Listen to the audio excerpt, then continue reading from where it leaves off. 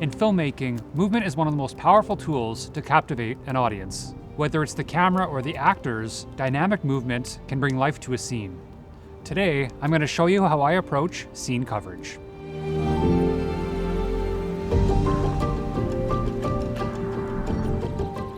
The first step to creating a scene with great movement is understanding your space. Walk through the location and visualize the action. Ask yourself, where are the key moments happening? How can I position the camera to follow this energy?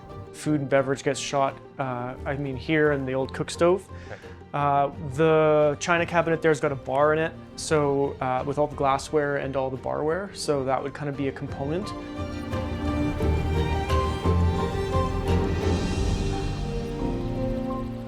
When blocking your actors, focus on creating purposeful movement. The actor's actions need to be motivated by what is happening with the story. This action should help guide the viewer through the action that is happening. This is a situation where you want to focus on showing, not telling.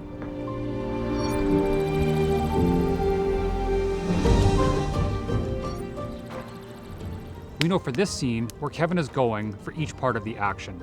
Once we know that, I then think about where I want to place the camera, taking into consideration the blocking of action, the direction of light, and how I want the viewer to feel in this scene.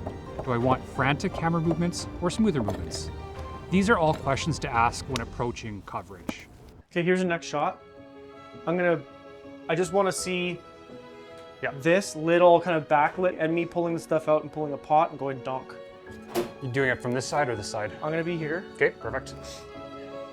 Speeding.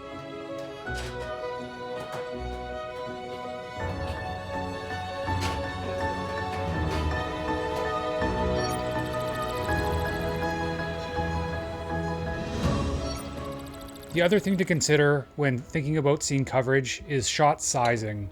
By offering a variety of options, you'll be able to create a range of perspectives, which gives editors the flexibility to shape scenes with dynamic pacing, ensuring the narrative flows smoothly and stays visually engaging. So what I'm trying to do with this shot is shoot through the window as Kevin makes his cocktail inside, and one of the challenges with shooting through a window is reflections. One way to get rid of that is just using a little bit of a black fabric. Move it close to the window so no light in the atmosphere around it pops into the window. So right now, you'll see on each of these sides, there's light hitting the window here and a little bit on this side. So I just need to move this black fabric in.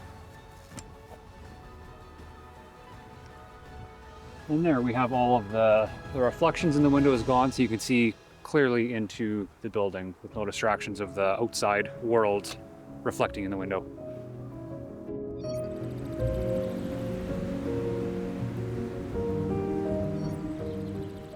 Rehearsals are essential for getting long takes right. I make sure to walk through the scene with the actors and crew multiple times, tweaking movements, adjusting the camera's path, and making sure everything feels natural. You want the audience to forget the camera exists, to be fully immersed in the action. Speeding. And one more for safety.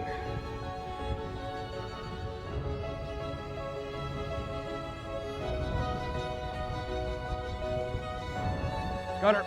Next shot's the axe in the wood. Okay. Kind of at an angle, and then I'm just going to walk in and grab it. Now there may be times where you're not able to do rehearsals and it's kind of that one and done scenario, and there's nothing wrong with that.